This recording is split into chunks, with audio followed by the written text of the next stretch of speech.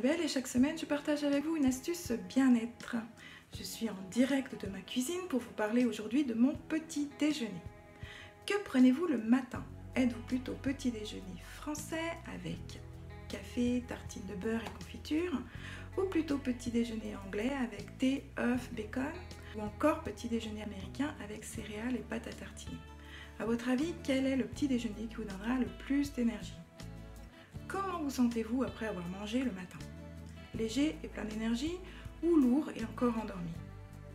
Pour ma part, j'ai essayé tour à tour tous ces différents menus, mais aucun ne me convenait, tous me tombaient sur l'estomac.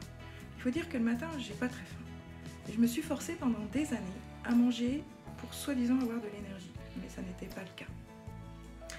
À présent, je préfère écouter mon corps et ses besoins, et j'ai trouvé le petit déjeuner qui me convient. Jus de citron, huile de coco et pulpe d'aloe vera. Je ne prends rien de solide avant 10 heures. Il faut savoir que le matin, au réveil, le corps est occupé à éliminer les toxines de la nuit, jusqu'à 9h30, 10h. Et qu'en mangeant, nous le perturbons dans son travail en l'obligeant à utiliser de l'énergie pour la digestion. Alors, pourquoi ces trois aliments? Ils sont à la base de l'alimentation de nombreux peuples. Le jus de citron permet d'alcaliniser l'organisme. En effet, notre alimentation occidentale est trop riche en aliments acidifiants comme le sucre, les féculents, les viandes, les produits laitiers, etc. Et ces aliments entraînent une déminéralisation de nos cellules qui tentent de neutraliser l'acidité avec ces minéraux. Ce qui entraîne de nombreux désagréments comme la fatigue, les carences, des douleurs, des maux de tête, des allergies, des problèmes de digestion. Les aliments alcalinisants, au contraire, vont préserver l'organisme en rétablissant l'équilibre acido-basique. Contrairement à l'orange, le citron, malgré son goût acide, est très alcalinisant. Il permet en plus de nettoyer les intestins, donc il est à prendre le matin à jeun.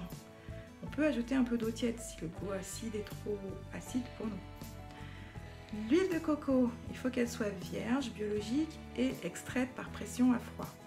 Elle contient les acides gras insaturés, les fameux oméga 3, 6 et 9, qui sont bénéfiques pour le cerveau et le cœur. Elle contient également des acides gras saturés, mais à courte chaîne, donc ils ne s'accumulent pas dans l'organisme et ils sont rapidement assimilés et transformés en énergie. C'est un allié minceur intéressant et également pour les diabétiques, c'est intéressant. La pulpe d'aloe vera, elle doit être pure et sans conservateur. Attention à celles qui sont mélangées à d'autres ingrédients et qui vont ajouter des éléments non souhaitables, notamment les sucres. Elle est très riche en aliments nutritifs, des minéraux, des vitamines, des oligoéléments, des acides aminés, des enzymes. Et elle a des mucopolysaccharides qui vont tapisser la paroi du tube digestif et la protéger. Elle soulage l'hémogastrique, elle est très efficace pour une bonne digestion et une bonne élimination. En plus, elle est cicatrisante, anti-inflammatoire, antibactérienne et elle stimule les défenses immunitaires. Donc elle est parfaite pour nous garder en bonne santé, surtout en hiver. Depuis que je consomme ces aliments régulièrement, j'ai une bien meilleure digestion et davantage d'énergie.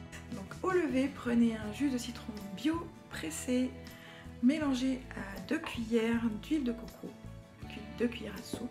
Il faut savoir que l'huile de coco est solide jusqu'à 25 degrés, donc il faut la faire fondre en mettant le bocal dans une casserole d'eau chaude. Bien mélanger pour que l'huile soit sous forme de petites gouttelettes pour être plus facilement digérée. 5 à 10 minutes plus tard, prenez 3 cuillères à soupe de pulpe d'aloe vera mélangée à un jus de fruits si l'amertume vous dérange, mais pas du jus d'orange.